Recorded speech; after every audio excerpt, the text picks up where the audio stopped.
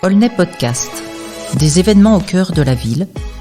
Prenons le temps de découvrir ensemble les événements et les animations qui sont proposés tout au long de l'année. Projet de ville, aujourd'hui à Aulnay Podcast, nous sommes réunis pour parler de la nature et de ses bienfaits, avec plusieurs temps forts qui vont se dérouler à la Maison de l'Environnement en mai. Tout d'abord, l'European Fresh Force autour des fruits et légumes frais, le 13 mai, puis la fête de la nature du 24 au 27 mai. Pour présenter toutes ces animations, j'ai autour de moi Amélie Philly, responsable de la Maison de l'Environnement. Bonjour. Gabriella Fesneau, responsable du réseau des diététiciens d'Île-de-France et Centre-Val de Loire pour le compte d'Interfel, Interfel qui est l'interprofession des fruits et légumes frais. C'est ça, bonjour. Et enfin également avec nous, Essini Daoui, maître composteur au territoire paritaire d'Envol. Bonjour. Bonjour à tous. Amélie, pour commencer, pourquoi est-ce que la MDE a choisi de refaire une animation avec Interfel après celle de l'an dernier ? Eh bien, justement, l'année dernière, nous avons pu faire notre première fête des fruits et légumes frais en partenariat avec Interfel. Et ce fut une vraie réussite. Alors, on l'avait fait en plus un mercredi après-midi. On avait eu énormément de parents, d'enfants qui étaient venus justement partager ce moment convivial avec nous. Et on s'est rendu compte qu'en effet, les personnes ayant assisté à ce dispositif étaient très intéressées et ont pu justement derrière accentuer en fait leur consommation de fruits et légumes frais. Donc c'est vrai que nous, dans la partie maison de l'environnement, on a toujours ce côté sensibilisation et notamment au mieux manger. Voilà, puisque l'alimentation, on sait qu'aujourd'hui, c'est un petit peu un combat, notamment sur la consommation des fruits et des légumes frais au niveau des enfants, des familles, des jeunes, mais surtout des adultes. Donc, c'est avec grand plaisir que nous réaccueillons pour la deuxième année Interfel. Donc ça se passera le 13 mai. Quelles seront les grandes lignes de cette journée ? Alors, cette journée, nous allons accueillir donc Interfel, qui est le principal partenaire avec qui, justement, nous collaborons plusieurs fois avec des actions régulières sur la Maison de l'Environnement tout au long de l'année. Mais voilà, le dispositif donc, se tiendra de 14h à 17h dans le Parc Fort et également à la Maison de l'Environnement. Et on pourra y retrouver des ateliers culinaires, des ateliers de dégustation, mais également on va se tourner sur une partie jardin, puisque la thématique cette année de la Fresh Force, c'est le jardin extraordinaire. Donc en fait, on va avoir un atelier notamment de graines à planter, de sensibilisation aussi sur le développement, on va dire, de la plante, avec des photos macro, un petit laboratoire. Donc c'est vrai qu'on va vraiment passer du jardin jusqu'à la cuisson, puis la consommation, mais également le compostage. Donc, on a un deuxième partenaire sur cet événement qui est Paritaire d'Envol, où on va pouvoir justement bénéficier de formations de compostage et récupérer ce composteur pour justement derrière faire un retour à la terre de nos produits consommés.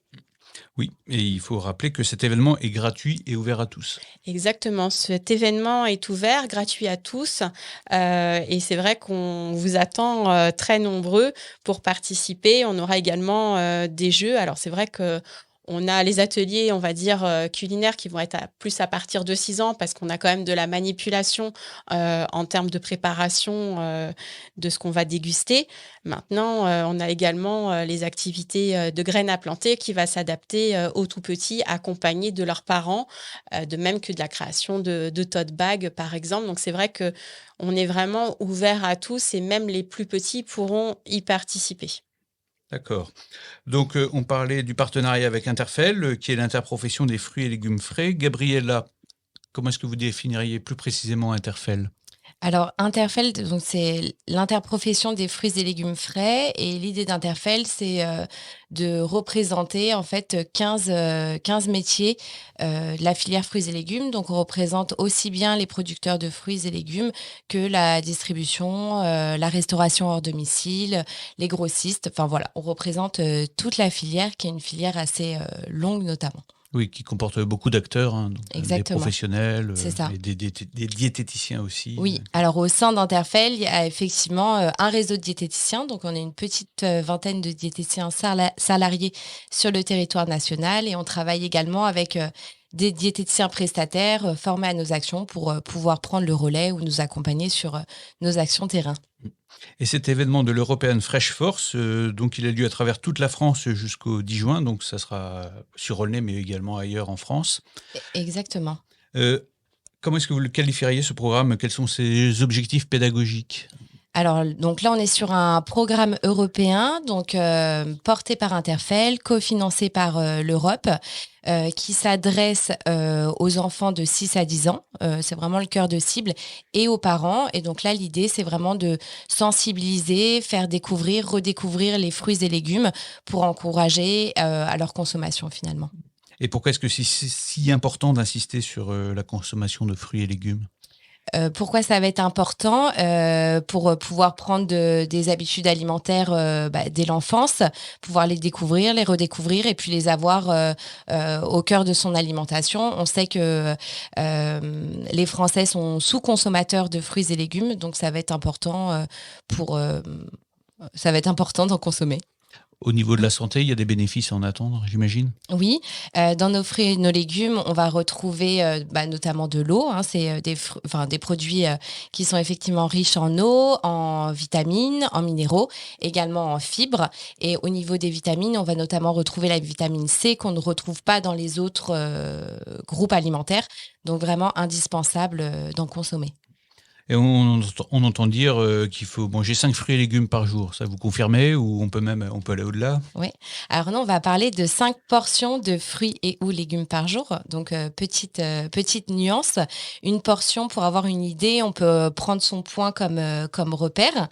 Et là, l'idée, c'est d'avoir 2 à 3 portions de fruits dans la journée et le reste en légumes. Donc si on dépasse les 5 portions, pas de souci, mais l'idée, c'est de ne pas dépasser les 3 portions de fruits pour leur teneur en sucre naturel, mais néanmoins, on a quand même du sucre, donc le limiter, même si c'est du sucre naturel. Et donc, l'idée, c'est de compléter avec nos portions de légumes. Parce que certains fruits sont assez sucrés, alors justement, est-ce qu'en prendre trop, est-ce que ça ne va pas favoriser un peu trop un afflux de sucre? Oui, alors nous, on ne va pas détailler forcément la teneur en fructose de nos fruits, donc ça c'est le sucre naturel. Donc là, l'idée, on va vraiment rester sur nos portions, sans rentrer dans les détails, 2-3 portions de fruits. Donc ça équivaut à une portion, un fruit frais ou une compote sans sucre ajouté, par exemple. Et les enfants sont réceptifs à ces messages? Peut-être qu'avec les légumes, c'est peut-être un peu plus compliqué. Justement, le réseau de diététiciens d'Interfel est là pour faire découvrir les fruits et légumes, notamment les légumes.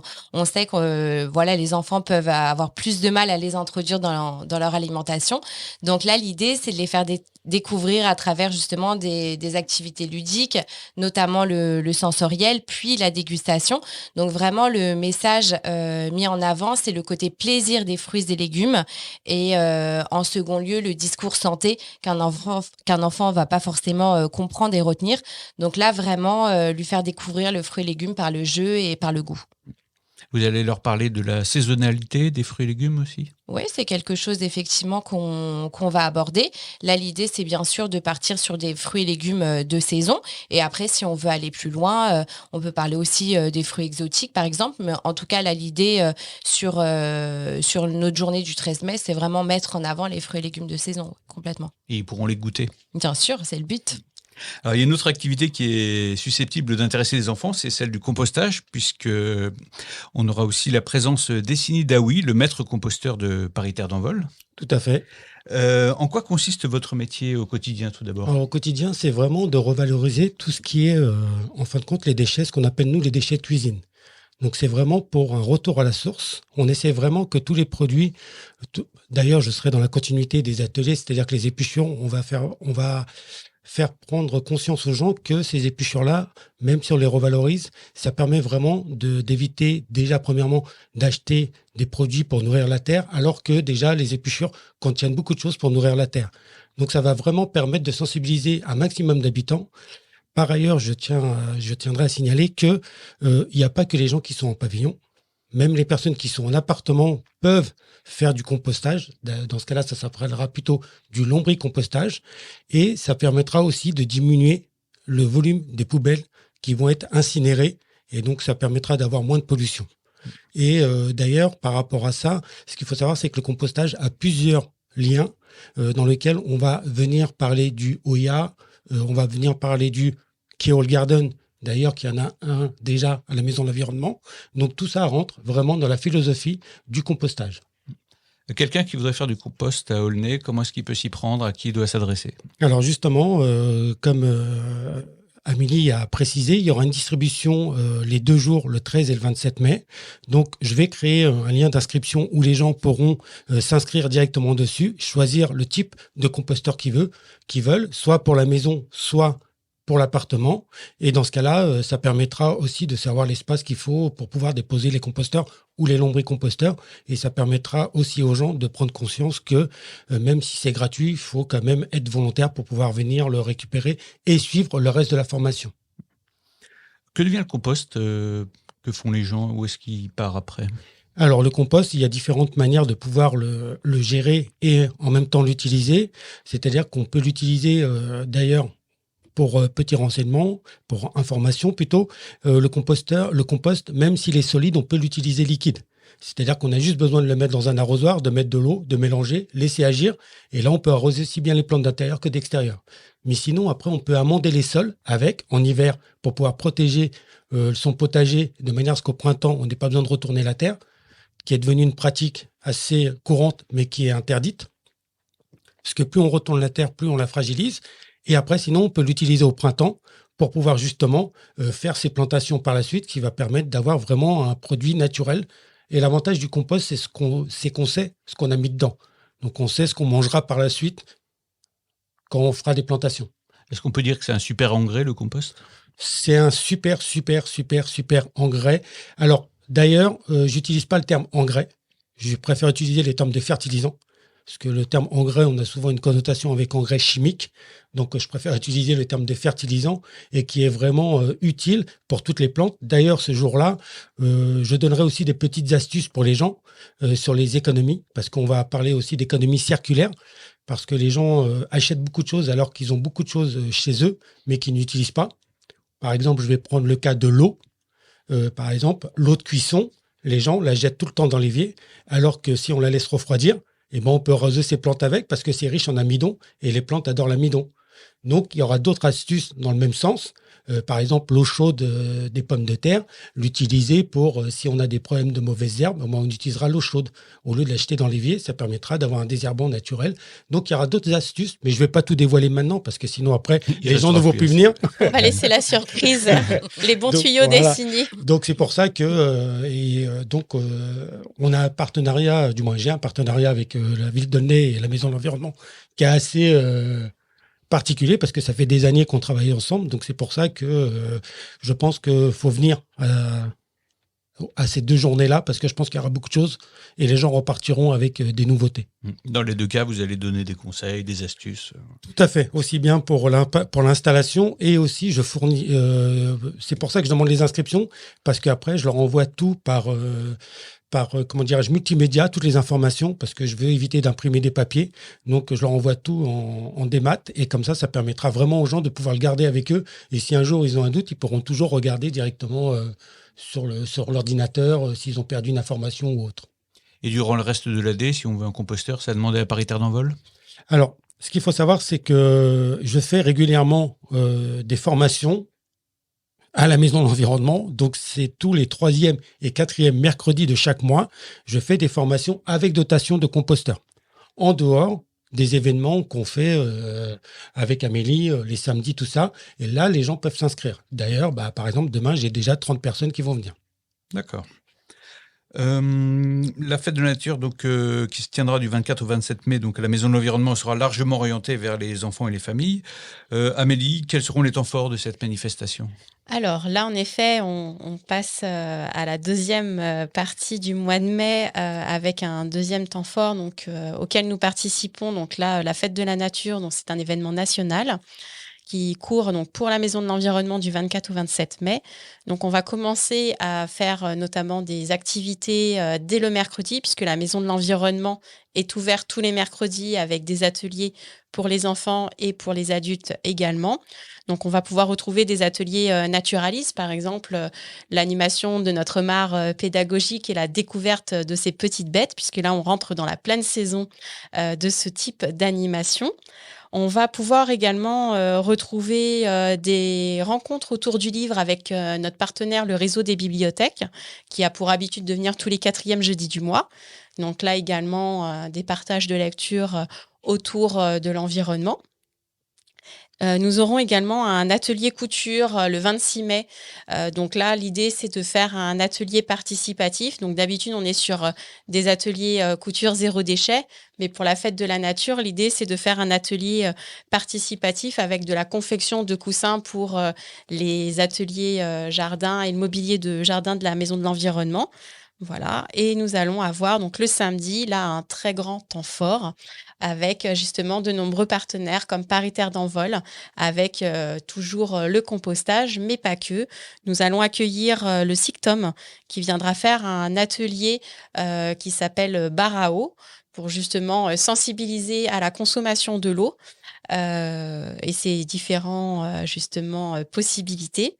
Nous allons avoir également un atelier de sensibilisation au tri des déchets, puisque le compostage fait partie en effet du tri des déchets, mais pas que. C'est vrai que malheureusement, on a tendance à ne pas forcément mettre dans les bonnes poubelles les bons déchets.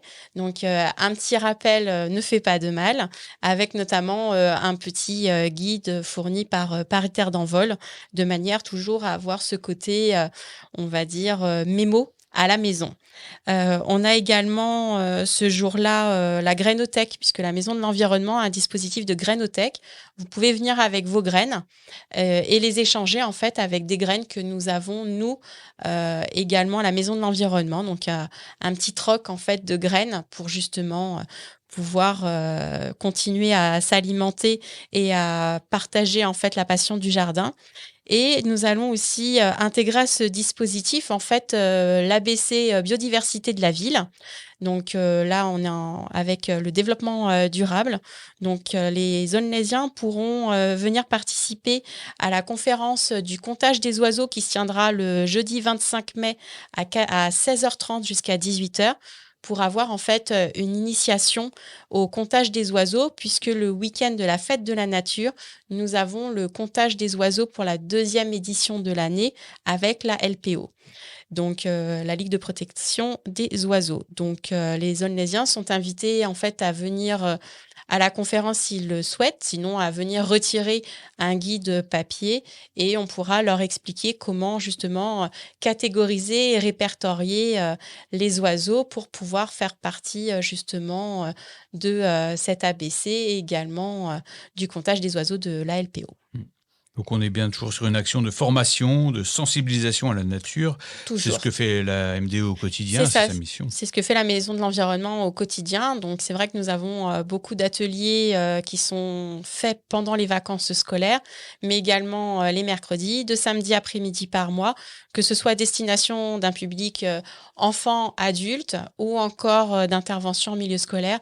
Voilà, notre but, c'est vraiment de toucher un maximum de personnes tout au long de l'année et on essaye en effet de rentrer dans les grandes thématiques nationales pour pouvoir justement redonner encore un peu plus de temps fort et d'action et essayer justement de réseauter au maximum cette éducation en fait à l'environnement.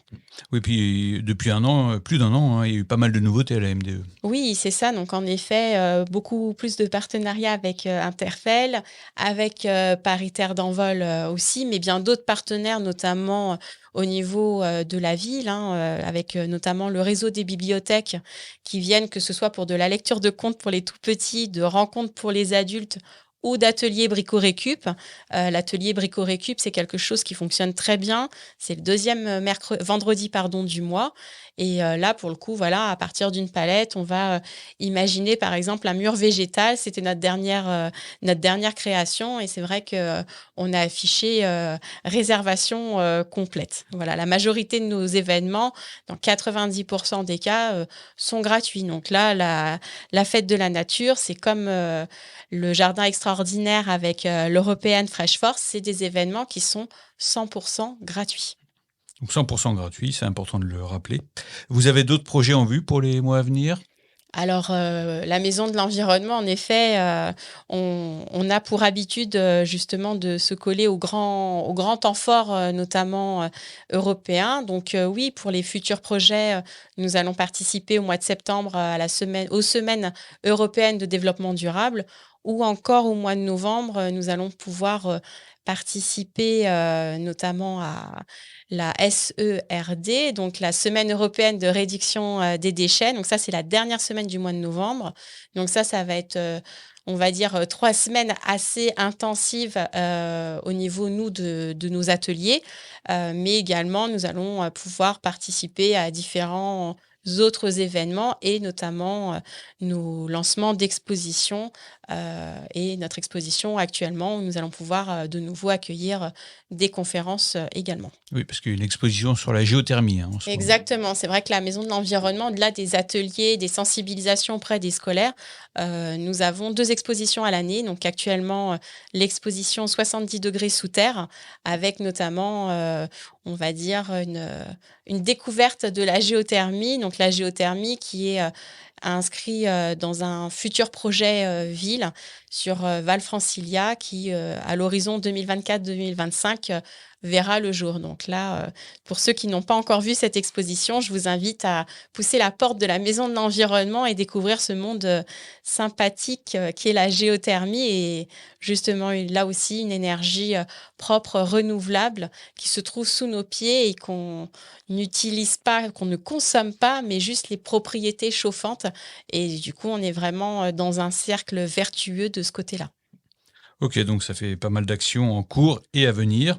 Donc on vous rappelle les 2 gros principaux rendez-vous à venir à la Maison de l'Environnement. Donc on a le 13 mai, l'European Fresh Force, et du 24 au 27 mai, la Fête de la Nature. Merci à tous en tout cas d'être venus. Merci. Merci. Et puis je vous dis à très bientôt pour un prochain podcast Made in Aulnay. Aulnay Podcast au cœur de la ville. Le podcast 100% aulnaysien où l'on prend le temps de discuter de sujets aussi divers que la jeunesse, la culture, les grands projets, l'environnement. Un moment privilégié en direct de la Maison des projets du patrimoine.